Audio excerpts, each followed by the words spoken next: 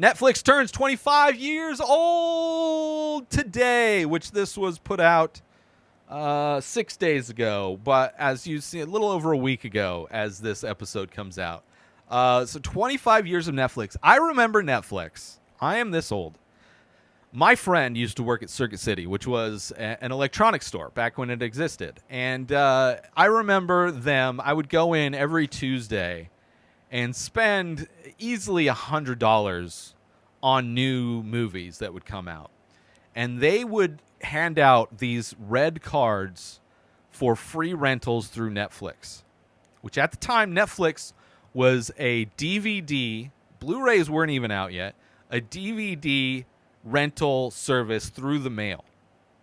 So this was the service that destroyed Blockbuster and Hollywood Video and all the movie rental stores that existed, which, I loved. I worked at a Blockbuster. Don't really like the company. Hate the owner. But going in to rent movies was a huge part of my childhood. Looking at movies, looking at the covers, trying to pick movies based on the covers. Every aspect of it was so much fun.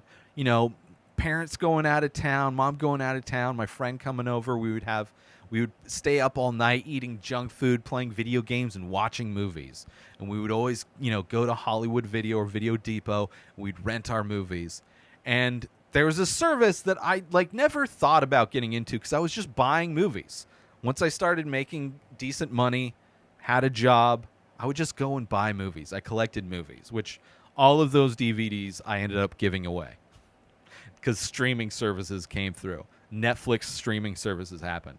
But in the beginning, it was DVDs, and I finally signed up for the movie rental service because I started ripping all of my DVDs onto a hard drive. So I had probably I had a few hundred movies in DVD form, and I ripped them all into a hard drive onto a server that I could access from any TV in my house, right?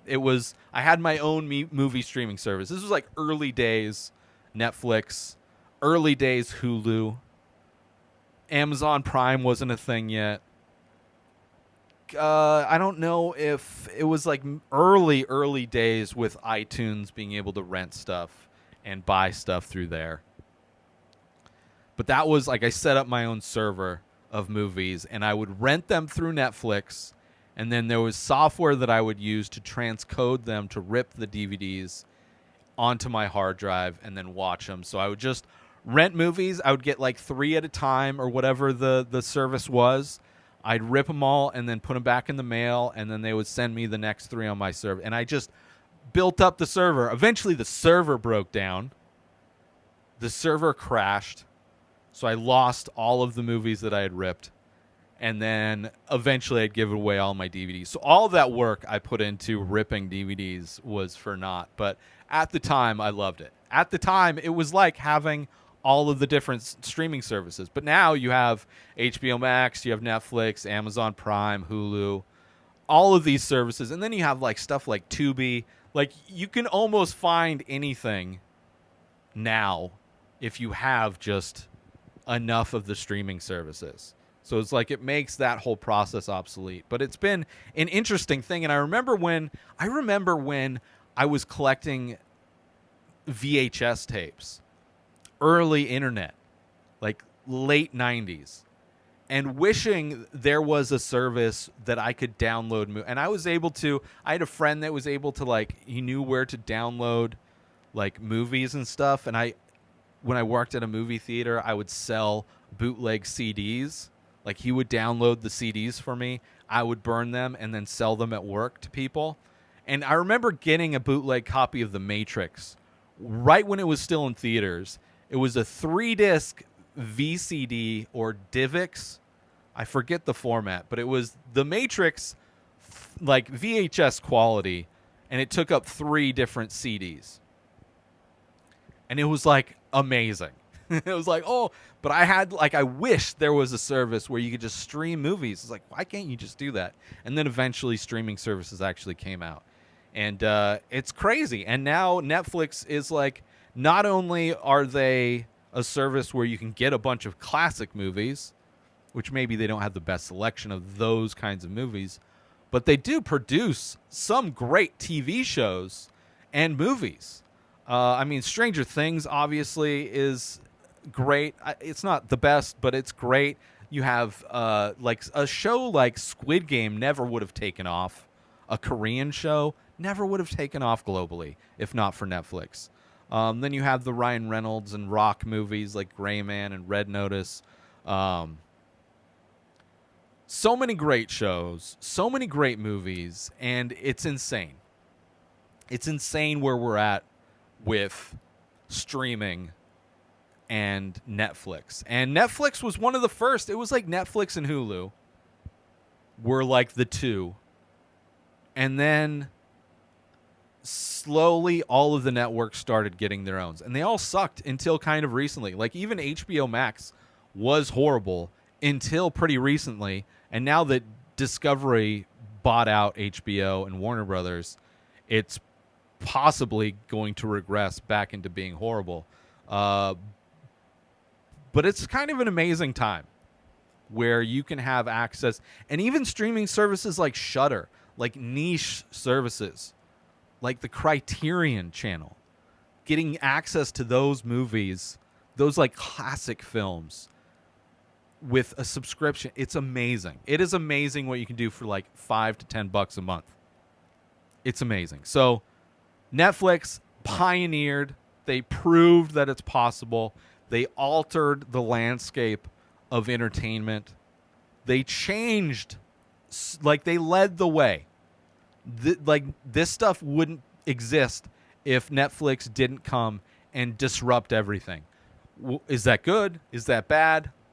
It definitely changed stuff. I mean, the way movies, the way actors get paid, the way movies are produced, the way they're distributed, they don't get that back end money, right? It's not just like the theatrical experience is kind of going away, but then also that extra money they would get from DVDs sales and rentals doesn't exist because they get streaming contracts.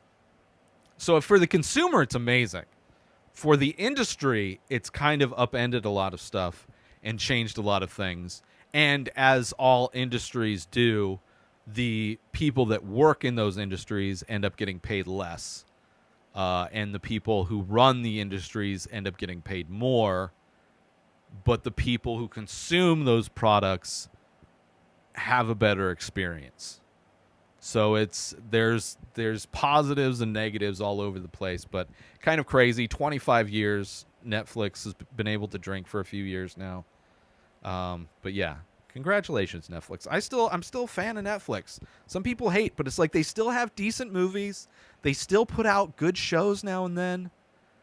Like, you know, I'm watching Midnight Mass. That's a really fun show. You know, some of their movies are good. I enjoy some of their movies that they put out. I'm blanking on all the great ones, but there's some great movies that they put out, great TV shows that they put out.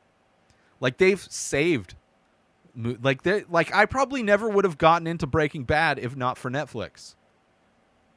Better Call Saul, like, may not have existed if Netflix didn't widen the audience for this AMC show called Breaking Bad. You know, like they tried to bring back Arrested Development. Kind of failed, but they tried, right? They've done some good things, and you know, I enjoy it, and I enjoy that they've forced everybody else to step up their game, you know, and I think they do a pretty good service. The whole thing with the video games makes no sense. Them trying to go into adding advertisements is horrible. They're regressing in a lot of ways to try and make more money. I don't like that, but you know, that's the downside of everything, is that nothing can stay great forever. New episodes of The Ray Taylor Show come out every single day. Subscribe on YouTube and everywhere our podcasts are found. Binge the full week over at inspireddisorder.com/plus. Buy Ray Taylor Show merch over at inspireddisorder.com. And follow the show on Instagram at Ray Taylor Show. Have a wonderful day, everybody. Peace out. Watch!